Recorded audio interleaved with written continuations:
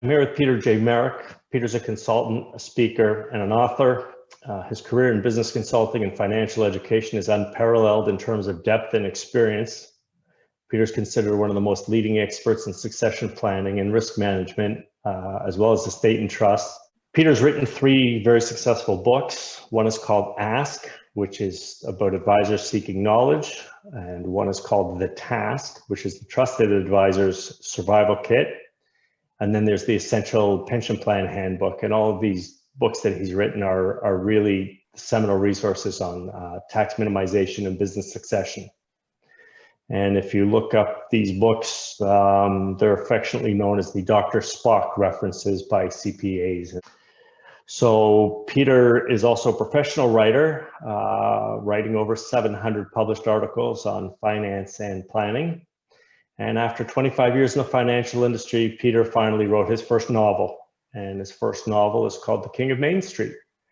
And Peter's goal is that this book, this novel, will actually help his readers understand the financial solutions and the values that most experts realize. And Peter wants to pass on new ideas to not only business leaders, but young entrepreneurs. And Peter's hoping that mentoring is the way for the next generation to really stem societal leaders. Thank you so much, Rob. To become the Rob Goodman right now, you've had many experiences since, let's say, graduating university. Can you just share with me, share with the audience what those experiences have been, because they've been so diverse. Because how does a Rob Goodman who had, well, I know your story, but how does he go from where he was when he graduated university, really not knowing where he was going, to having a really successful tech company, to having a successful food company, to transition to where you are right now? I just, if you can just share that with me. Well, my story is pretty progressive. It's like most guys or women these days, who graduate university and don't have a definitive direction because they don't feel like they want to go into dentistry and they don't want to be a lawyer. And even though this is what everybody else in my family was, I didn't feel it was my calling. So I went into business and I went into sales, and I had a number of different positions leading up to my tech company. And I think each one was a stepping stone. But without the previous step, I wasn't going to reach the pinnacle. So I don't worry about the small details about where I was. Right now, I'm just focused on where I'm going and how I'm going to be when I get there. So my question back to you, Peter. See, this is why you're good. I don't need to. You brought it back to me. Good. Very good. My question, I mean, running a tech company certainly took a lot of patience, but one of the things that technology does is it gives you certain opportunities to expand your business, to expand your livelihood. One of the things we've been talking about is mentorship, and I know that finding a mentor through technology is something that a lot of people do now. I'm just wondering what your take is on finding mentors through the use of technology. What do you think about it? Well, I have to share with you a story about that. I had a client, one of my very first clients. He was a computer engineer, and he was telling me that we get used to the technology that we grow up with. So I'm pre-internet, pre-computers. I think we had like a VIC. The first computer I ever saw, a home computer, was a VIC 32, not a Commodore 64. It's like backwards. And so I need to be tactile. And it's difficult for me to do things online, and I know I'm the impediment. However, different generations are comfortable doing things. So I went to my client. This is back in 1992. He had probably the highest speed internet, and it was precursor to Windows 92 would opened up the internet to the world because it had Explorer browser on it. So everybody started jumping into that. And I said, wow, you're always going to be on top of everything. And he says to me, he's originally from Egypt, and he said, you know, my father had a PhD in education in Cairo. He was a professor, and he brought Sesame Street to the Middle East, to the Arab world. And he doesn't use a computer. He uses a typewriter because that's the technology he became proficient in. And he said, and then he used a practical example to me. He said, you know, I didn't get a cell phone. You got to remember this. There was a world before cell phones, right? They were so expensive. He said, I didn't get a cell phone until we started looking for a house.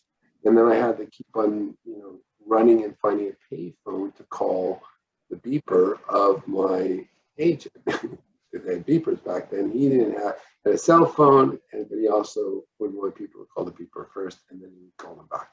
And he said, because it became ridiculous that we had to run around to find a payphone, which many people don't even know what a payphone is, probably listening to us. He ended up being pushed in to having a cell phone. He says, you know, I'm going to go and get comfortable with the technology I'm with. And I thought about that. And over the years, I thought, you know, for example, I don't know about your grandparents, but I know my grandmother, even though when they had pulse phones, sorry, they had tone phones, you know, digital tone, we still had to buy her a pulse.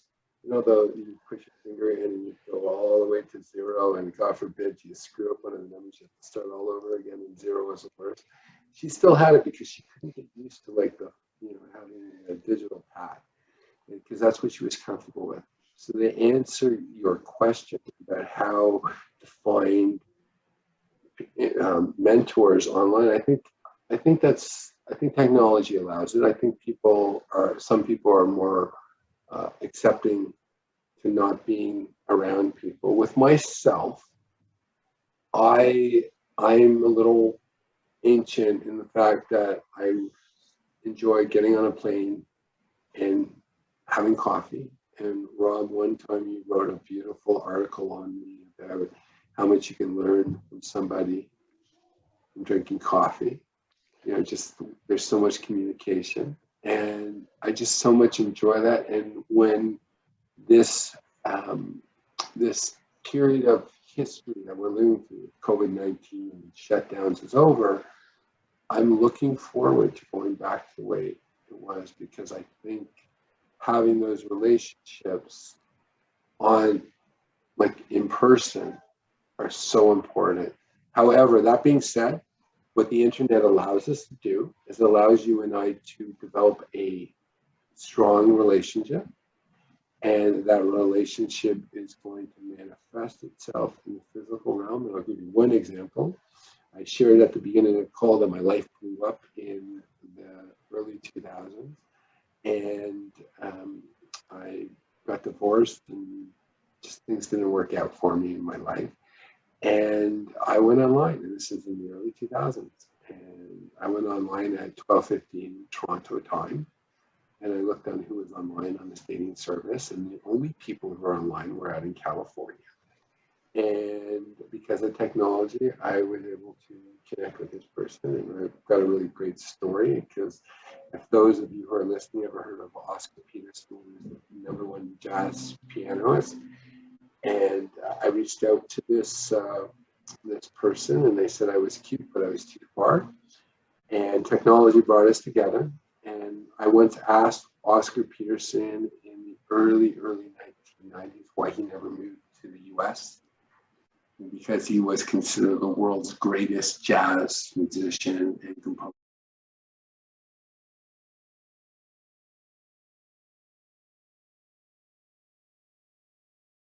Are alive, and he lived in Toronto, and he looked at me and said, Peter, we're 15 minutes away from Pearson Airport. It's the largest international airport in Canada. I can be anywhere.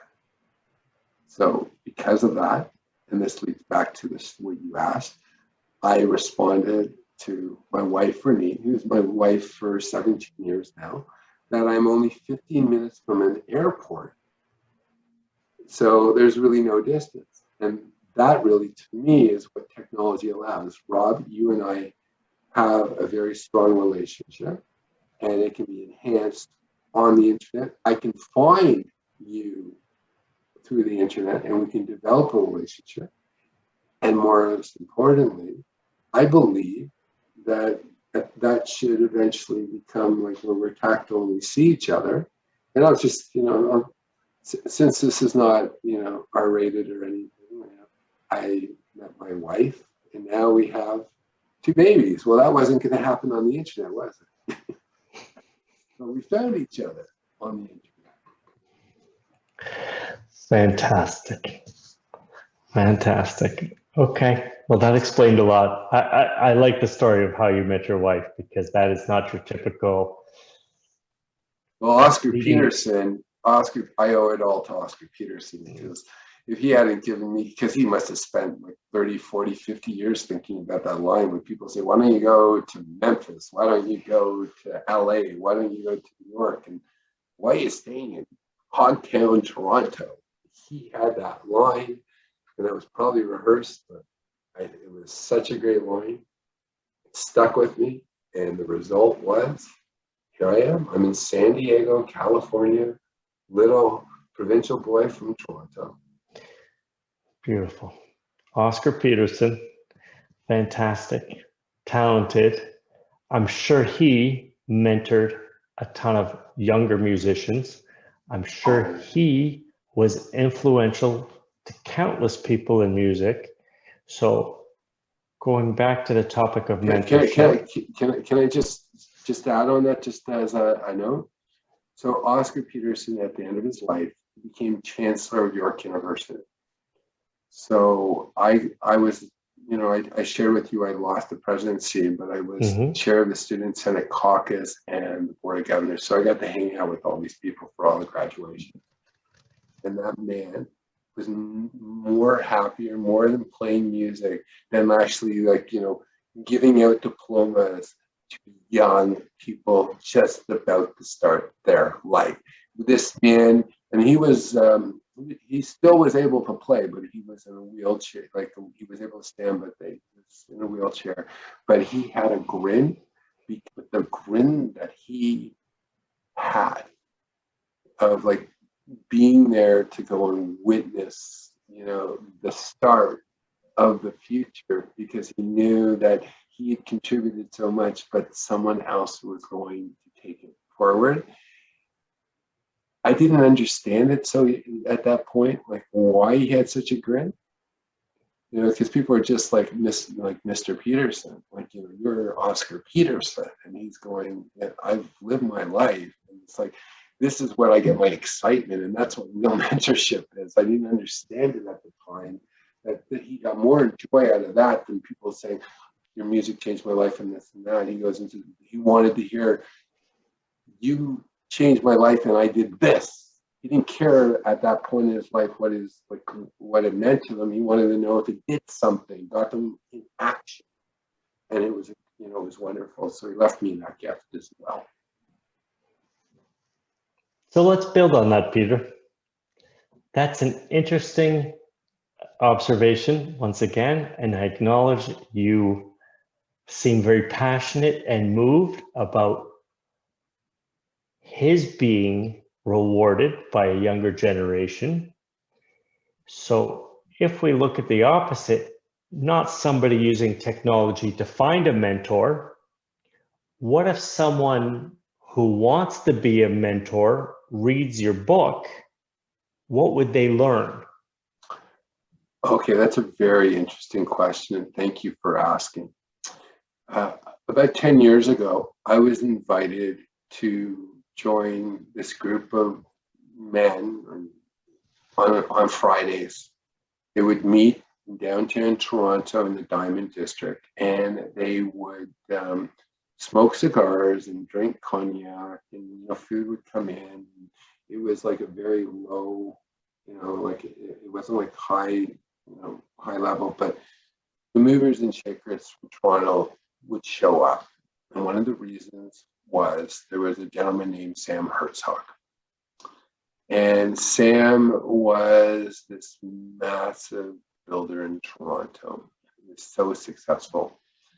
And I can speak about this because I had conversations with Sam about this. One day he turned to me and asked me to be his scribe, and I wrote this article on him, where, because I was impressed. He came to Canada at 12 years old. He lived in Christie Pitts. For people who don't know Christie Pitts, it's just not a great place to be.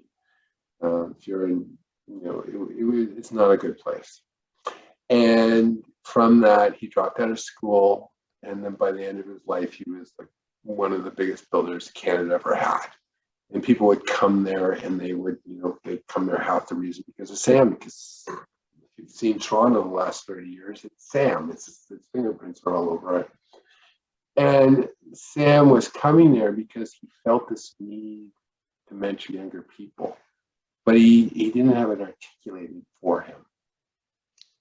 It wasn't articulated, it was just a basic need. But much of what Sam was doing, because he didn't know what being healthy was going to be, he was still running the first race of life, and that's accumulation and ego and things of that nature. And what do I mean by that? Sam was sick and he wasn't telling anybody, but it was obvious there was something going on with him. And one of the last things that Sam ever did is he bought the IBM old labs, which is about 80 to 100 acres in Toronto, and he got the city to rezone to put a subway station that would go right through it, and it was going to be a multi-billion-dollar development. It's going to be probably the biggest development in Toronto history because of the amount of land that's undeveloped there. And this is how Sam spent his last days. Sam was running the first leg of life, and that was accumulation, ego. And you can continue to be successful. But what I learned is that the second stage of life is the best part. It's when we can't move as well. It's when we can't run as well or throw as well. It's going within and it's deconstructing our ego. It's not like the first path where we're building our egos, and it's about giving rather than acquiring. And it's about helping and advising and coaching and mentoring the next generation, because you come to the realization that you're not going to be here, and you've dealt with much of your own stuff, and therefore you can help other people. Because the difference between an elder and a senior is a senior has biological age. An elder is someone who's dealt with their stuff. And when I was sitting with Sam for those years, looking at, he was sort of doing it because he was coming to this get together on purpose, because he was the oldest guy there. And in many cases, by 20 or 30 years, we're talking, but people were coming. And a lot of people were kissing his ring.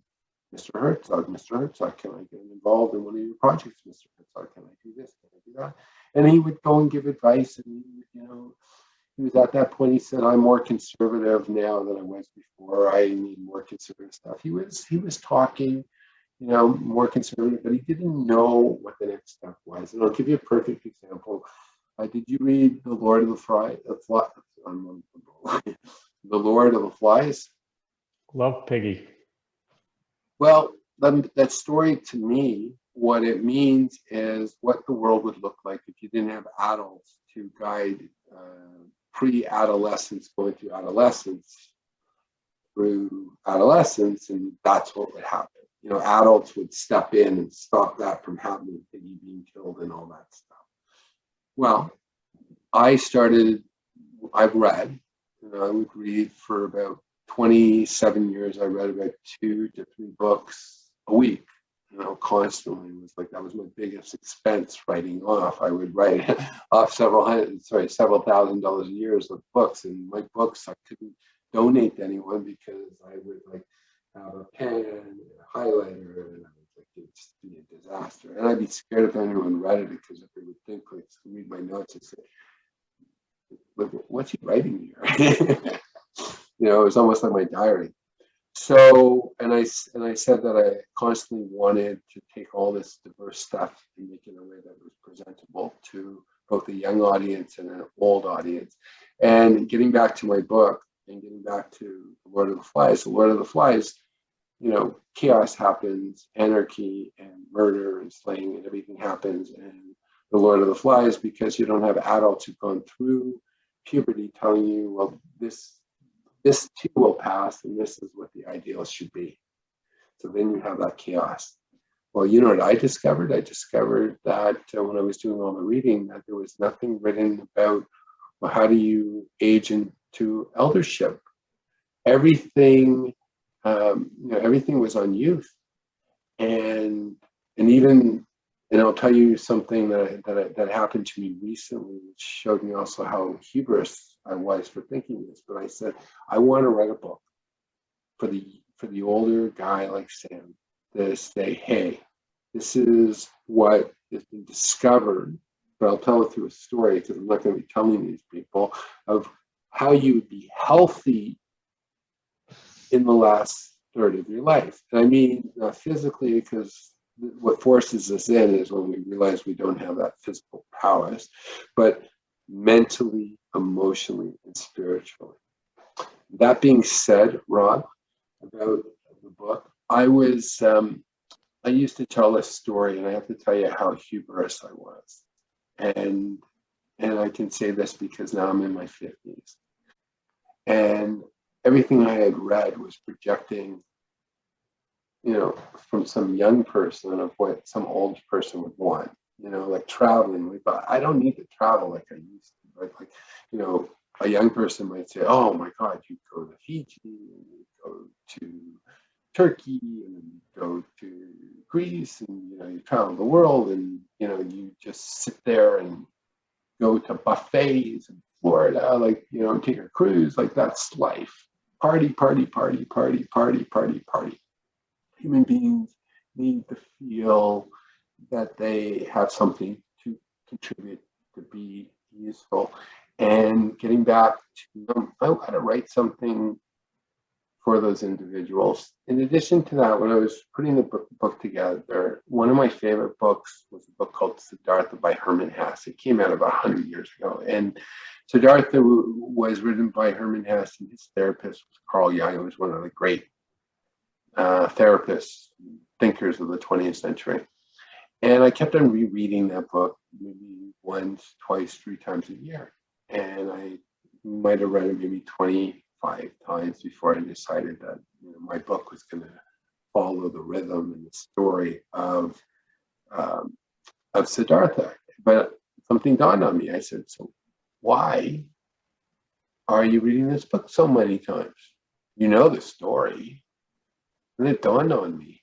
It dawned on me that I was reading it because as I got older and I got different experiences, I was actually relating to different chapters in the book, because the book was dealing with the art of life. Where it was all ego at the beginning, and at the end, it's about humility and admitting that you were the fool, or you are the fool, and you don't know. And maybe if I give something that you find of value, sort of like Ben Kenobi gives a lightsaber, like that might help someone else on their journey.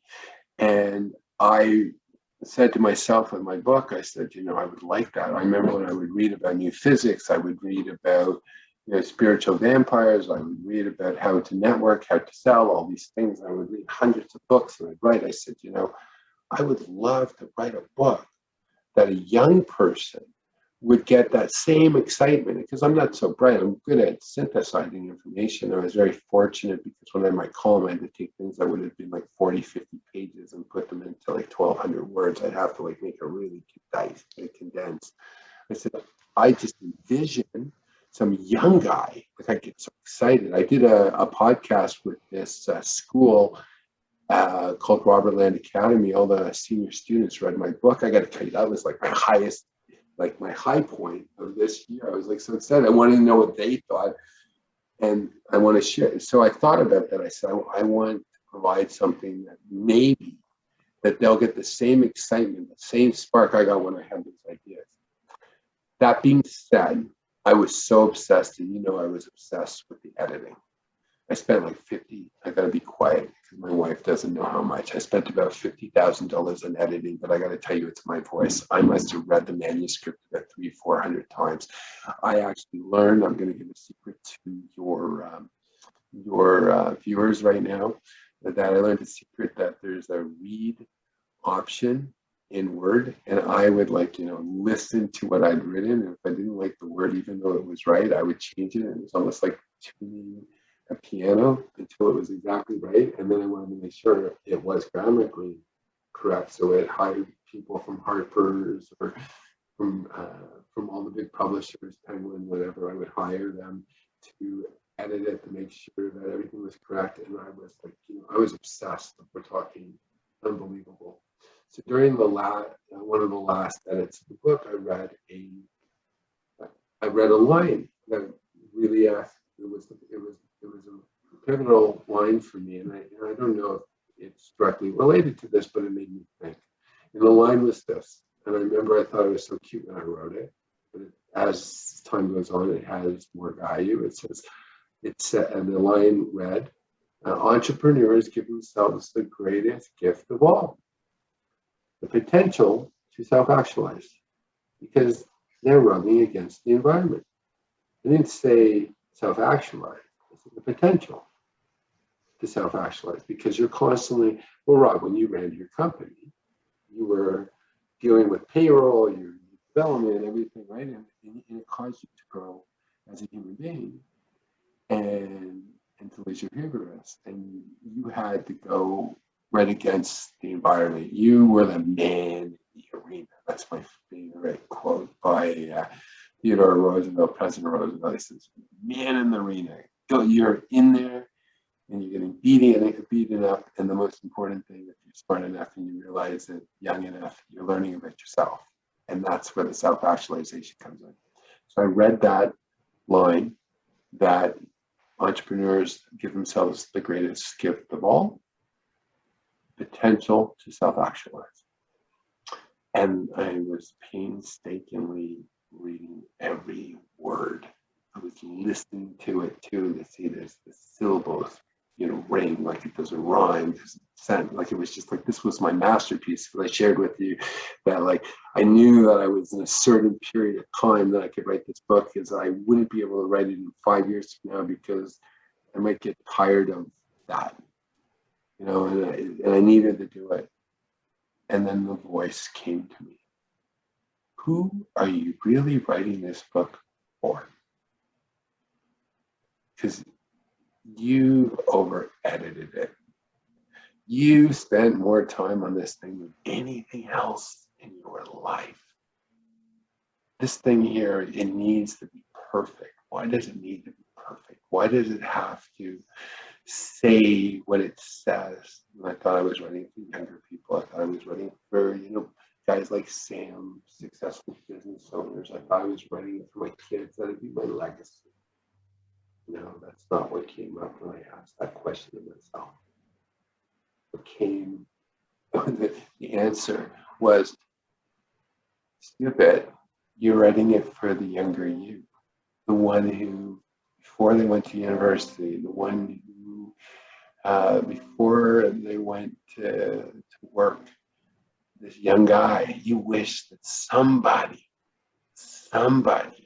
had handed this book to you, the younger you. It was a letter to the younger me. And we didn't discuss, we mentioned broadly about how I spoke to these young kids at Robert Land Academy, this Canada's only military school. I went there from 11 to 15. And it was very interesting growing up, very different from your growing up, and coming back into a normal environment was a little strange for me, because it was a very strict environment. And let's put it this way, it's before Canada had its charters, rights and freedoms and things like that. So there was corporal punishment, and there was very, very, very tough school. And it was very difficult for me to communicate to people who hadn't, my peers who hadn't gone through that experience. And what happened is I went there, it was a closed environment. I knew exactly when I had to wake up. I knew exactly that I needed to make hospital corners on my bed, and you had to be able to bounce a quarter off, and then my shoes needed to be spit polished, and I needed to iron my pants, and I knew that we were getting on Wednesday nights, and I knew that I'd study all 2.5 hours, and I knew I had to go and run 3 miles every day minimum. And to get on the hockey team, we had to run 12 miles before our practice. So we only practiced for about an hour, but we would spend an hour and a half running or something to get there. So it was just crazy, but we lacked in skill. We definitely made up in endurance. And then I left that place and I came back to reality, and I didn't know anything. And like everyone else, I was like, little bumblebee trying to be cool and trying to fit in, and you don't want to be seen as being different and whatever. And then I went on and I had life, and I did everything I thought I was supposed to do. I went to university, I got married, I ended up getting divorced, I ended up almost going bankrupt, I almost died. All these things have sort of happened to me in life, and no one really, I took time out, and I used fiction to write a letter to the younger hurt me. And I used it as fiction. And if the book resonates with people, especially with older men, is if I was truthful in it by using these characters as archetypes, that story is not just my story, it's all of our stories, because we are all the same. And about mentorship, someone who's a good mentor realizes that we're all the same. We have our good days and bad days. We're all looking towards people to, lift us up, give us direction, and more importantly, to see things in ourselves that we don't see in ourselves, and to be our cheerleaders. And again, I would say this is a gift that you have naturally, and that's why you're a gifted coach as well, is that you have a natural knack at that. And I can honestly say that I spent 7, 8 years talking about the storyline, and you didn't get bored, Rob. You put up with it. Peter, look at the end result. Sometimes we get lost in the forest for the trees, but I knew the end result was going to be worth all of those efforts to edit, all of those efforts to rewrite. I just had a very positive feeling that you were going to create the masterpiece that was quintessential for you and for other people. And that's part of the reasons why I tried to remain supportive for as long as humanly possible, is because I knew the outcome was going to match the work. I could tell. I got a question, Dash. Rob, I got a question. You're like, you've been a coach. You're now becoming officially a coach helping people, but you've naturally been a coach, putting together teams, working with teams. And I have a word I say, some people are just very funny. We're talking their quirky personalities. You've definitely known some of the characters you've had to work with and coach and things like that. How do you do it? How do you coach people, and why you pull towards it? Because before you answer that question, many people don't raise their hand to coach people, or to be just to be a coach. Like, now you're conscious of it, what you do just naturally, but this is something you just did instinctually. And what is it that drew you to doing that? For example, you would coach baseball. That's the example that I was going to go to, Peter, that for many years I coached baseball, and for many of those years I coached men that were older than me, and sometimes men that were younger than me, and sometimes women, and sometimes children and youths. And I've coached in baseball all ages. But the one thing that remains true to everybody wants to feel feel self-purpose and feel appreciated. And to be a good coach, you have to make people appreciate themselves And sometimes that's more difficult than it sounds because we're taught to embrace the negative, and we usually don't pay much attention to the positive because we're so busy trying to fix ourselves. What have I done wrong? How do I fix it? How do I make it better? What is the lesson I've learned from it? And for me as a baseball coach, it was never about dwelling on the failures. It was always about enhancing and enforcing the positives. And one of the positives I wanted people always to walk away from the game was, it didn't matter if we won or lose today. It only mattered how you feel after and what your perception is. And part of what I bring to my coaching, part of what I bring to my practice is the feeling that I want my clients to walk away just like you did every time we met for coffee. Walk away feeling empowered, walk away feeling better, walk away feeling stronger. And that's exactly what I used to coach in baseball. I want everybody to walk away with something. Win, lose, didn't matter. Walk away feeling better about yourself. And when I coach, whether it be adults, youths, kids, I try and put that same mental, that same 2 millimeter shift of I'm looking at the negatives to I feel good about what just happened. And that's the effort that I try and bring to all of my sessions and to all of my clients. And my mission statement, although it's not published anywhere, really is about creating a more united society. And my belief of becoming a more united society is lift everybody up. Don't push everybody down to be equal. Lift everybody up to be equal. And it's that type of lifting that I think is paramount to making the next generation and the generation after and the generation after more successful. Not to dwell on the negative, but to look forward and to learn and to grow. So Peter, on that note, I grow tremendously every time I get a chance to talk to you. I just have to add one thing, Rob. Please. One of the things that if I was capable of working for someone, I would have wanted to work for Rob Goodman, because when you would discuss about your meetings and what people were doing and how exciting you were, what your team was doing, it was infectious. Something, wow, like he has a fun place. He's created a fun environment, and through that fun environment and the fact that people had that level of trust amongst each other, we were able to create something out of nothing, something important, something of real value that a large company wanted to acquire, which did. And I think that's really important. And just on my last thought, what makes a good parent, a good coach, a good therapist, a good anybody is looking at someone who gives you a positive prophecy. There's really two types of people out there: those who knock you down and tell you why you can't, and those who tell you that maybe you can't do it now, but let's work together to figure out how you can.